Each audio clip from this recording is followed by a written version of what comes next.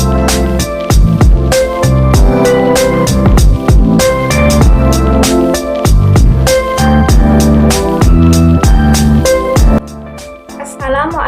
warahmatullahi wabarakatuh. Yang terhormat kepada dosen pengampu mata kuliah Bahasa Indonesia Miss Era Octaviona MPD, serta teman-teman seperjuangan yang saya banggakan. Sebelumnya, izin memperkenalkan diri. Nama saya Levi Rahmawati, NPM 211101007, mahasiswa Universitas Islam Negeri Raden Intan Lampung, Fakultas Tarbiyah dan Keguruan, Prodi Pendidikan Agama Islam kelas I. Di dalam video ini, saya akan menjelaskan 3 materi terkait materi Bahasa Indonesia. Materi yang pertama yaitu Ragam Bahasa Indonesia. Materi yang kedua yaitu Penulisan Karangan. Dan materi yang ketiga yaitu Kalimat efektif. Baiklah teman-teman, di sini saya akan menjelaskan materi yang pertama, yaitu tentang Ragam Bahasa Indonesia. Sebelumnya, teman-teman tahu nggak sih apa itu ragam bahasa? Simak videonya ya. Nah, jadi ragam bahasa itu adalah variasi bahasa yang terbentuk karena pemakaian bahasa. Pemakaian bahasa itu dibedakan berdasarkan media yang digunakan, topik pembicaraan, dan sikap pembicaranya. Nah, untuk istilah ragam bahasa menurut Kamus Besar Bahasa Indonesia bermakna variasi bahasa menurut pemakaian, topik yang dibicarakan, hubungan pembicara dan mitra bicara, serta medium pembicaranya. Dalam istilah ragam bahasa ini, maka di dalam komunikasi seseorang itu perlu memerlukan beberapa aspek. Aspek yang pertama yaitu situasi yang dihadapi. Yang kedua, permasalahan yang hendak disampaikan. Dan yang ketiga, latar belakang pendengar atau pembaca yang dituju. Dan yang terakhir yaitu media atau sarana bahasa yang digunakan. Dari keempat aspek itu, yang lebih diutamakan adalah situasi yang dihadapi dan media atau sarana bahasa yang digunakan, dibandingkan kedua aspek yang lainnya. Selanjutnya yaitu jenis-jenis ragam bahasa. Ragam bahasa itu ada berdasarkan cara penyampaiannya, berdasarkan situasi pemakaiannya, berdasarkan isinya, dan berdasarkan sosial dan fungsional. Untuk ragam bahasa berdasarkan cara penyampaiannya itu ada 2 macam. Yang pertama, ragam bahasa lisan, dan yang kedua, ragam bahasa tulisan. Teman-teman tahu nggak sih apa itu ragam bahasa lisan? Ragam bahasa lisan itu adalah ragam bahasa yang diungkapkan melalui media lisan. Ragam bahasa ini mempunyai ciri-ciri ya teman-teman. Adapun ciri-ciri ragam bahasa lisan itu adalah sebagai berikut. Yang pertama, menghendaki adanya orang kedua, teman berbicara yang berada di depan pembicara. Yang kedua, terdapat unsur-unsur fungsi gramatikal seperti subjek, predikat, dan objek. Yang ketiga, sangat terikat kondisi, situasi, ruang, dan waktu. Yang kedua, yaitu ragam bahasa tulis. Ragam bahasa tulis adalah ragam bahasa yang diungkapkan melalui media tulis, dengan menggunakan rangkaian huruf sebagai unsurnya. Ragam tulis ini juga mempunyai ciri-ciri. Ciri-ciri yang pertama itu perlu lebih terang dan lebih lengkap daripada ragam bahasa lisan. Fungsi-fungsi gramatikalnya harus nyata, karena ragam tulis tidak dapat mengharuskan orang kedua berada di depan pembicara. Kelengkapan ragam ini menghendaki orang yang diajak bicara mengerti tulisan ini. Contohnya itu seperti buku, majalah, dan surat kabar. Yang kedua, tidak terikat oleh situasi, kondisi, ruang, dan waktu. Jadi, kebalikannya dari ragam bahasa lisan ya teman-teman. Nah, untuk yang ketiga yaitu dilengkapi dengan tanda baca, huruf besar, dan huruf miring. Selanjutnya yaitu ragam bahasa berdasarkan situasi pemakaiannya. Yang pertama, ragam bahasa formal atau resmi. Ragam bahasa yang biasanya digunakan dalam suasana resmi atau formal. Misalnya surat dinas, pidato, makalah, atau karya tulis. Ragam bahasa ini biasanya menggunakan tata bahasa yang baik sesuai EYD, lugas, sopan, dan menggunakan bahasa baku, baik dalam lisan maupun tulisan. Yang kedua yaitu ragam bahasa nonformal. Ragam bahasa nonformal adalah ragam bahasa yang tidak mutlak menggunakan pemakaian kata baku atau berciri tidak sesuai kaidah atau aturan yang tetap. Selanjutnya yaitu ragam bahasa berdasarkan isinya. Yang pertama itu ada ragam bahasa ilmiah. Ragam bahasa ilmiah ini ialah ragam bahasa yang digunakan pada keperluan dan penulisan karya ilmiah. Yang kedua yaitu ragam bahasa non-ilmiah. Ragam bahasa non-ilmiah itu ialah yang memuat tentang karangan ilmu pengetahuan yang menyajikan fakta pribadi dan ditulis menurut metodologi penulisan yang baik dan benar. Selanjutnya yaitu ragam bahasa berdasarkan sosial dan fungsional. Nah, untuk ragam fungsional itu kadang-kadang disebut dengan ragam profesional. Apa sih ragam profesional itu? Ragam profesional adalah ragam bahasa yang dikaitkan dengan profesi, lembaga, lingkungan kerja, atau kegiatan tertentu lainnya. Jadi, berdasarkan sosial dan fungsional, itu terdiri atas yang pertama ada ragam keilmuan atau teknologi. Yang kedua itu ada ragam kedokteran, dan yang ketiga itu ada ragam keagamaan. Baik, selanjutnya materi yang kedua yaitu penulisan karangan. Nah, di sini itu ada hakikat menulis. Apa sih hakikat menulis itu, teman-teman? Menurut Lado, dapat diartikan menempatkan simbol-simbol grafis yang menggambarkan suatu bahasa yang dimengerti seseorang. Kemudian dapat dibaca oleh orang yang memahami bahasa tersebut. Di sini juga ada fungsi tulisan. Fungsi tulisannya itu meyakinkan, melaporkan, mencatat, dan mempengaruhi orang lain. Selanjutnya yaitu tinjauan tentang karangan. Menurut De Ilanggi, karangan adalah segenap rangkaian kegiatan seseorang mengungkapkan buah pemikirannya melalui bahasa tulis untuk dibaca dan dimengerti orang lain.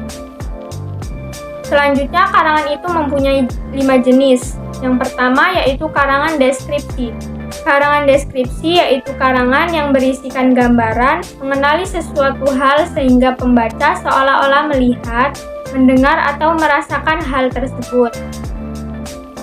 Untuk langkah penyusunannya yaitu menentukan objek, menentukan tujuan, mengumpulkan data dan mengamati objek, menyusun data yang sesuai dengan kerangka karangan, menguraikan kerangka karangan menjadi deskripsi yang sesuai dengan tema yang ditentukan.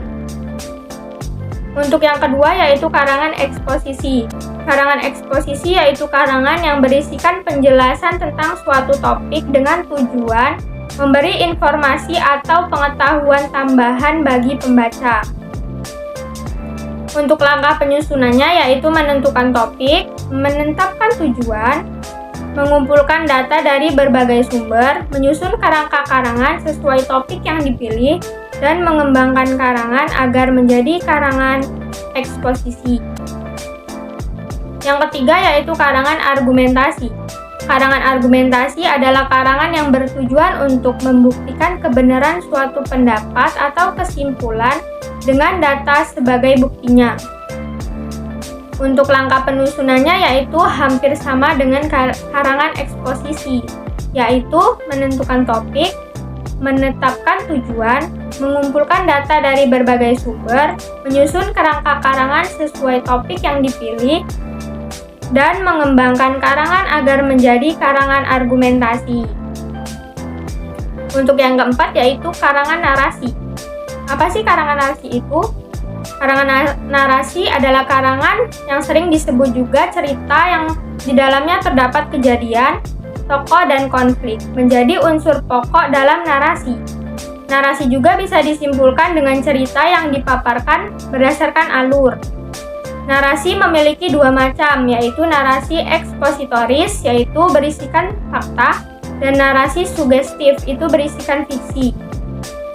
Yang kelima yaitu karangan persuasi. Karangan ini bertujuan untuk mempengaruhi pembaca untuk berbuat sesuatu. Untuk langkah penyusunannya yaitu menentukan topik, merumuskan masalah, mengumpulkan data dari berbagai sumber, menyusun kerangka karangan, mengembangkan kerangka karangan menjadi karangan persuasi. Selanjutnya yaitu perencanaan karangan. Perencanaan karangan ini adalah proses awal mengarang sampai tahap akhir penulisan yang mengandung 3 bagian utama, yaitu pendahuluan, isi, dan penutup. Untuk pendahuluan itu fungsinya sebagai menarik minat para pembaca. Kalau untuk isinya itu yaitu fungsi sebagai jembatan yang menghubungkan antara pendahuluan dan penutup. Sedangkan penutup fungsinya untuk memberikan kesimpulan, penekanan di bagian tertentu, serta klimaks. Selanjutnya yaitu langkah-langkah menulis karangan. Langkah-langkah menulis karangan itu ada 3 ya teman-teman. Yang pertama yaitu pra-penulisan, yaitu kegiatan yang dilakukan untuk mempersiapkan penulisan. Yang kedua, penulisan, yaitu mengembangkan butir demi butir ke dalam tulisan yang runtut, logis, dan enak dibaca. Yang ketiga yaitu pasca penulisan. Nah, ini biasanya diawali dengan penyuntingan dan perbaikan kerangka-kerangka sampai selesai. Selanjutnya yaitu tema, topik, dan judul karangan.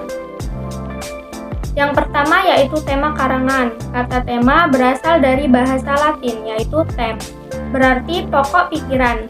Tema merupakan aspek cerita yang sejajar dengan makna. Yang kedua yaitu topik karangan. Topik hendaknya merupakan suatu permasalahan atau sesuatu yang khas atau unik dan bernilai.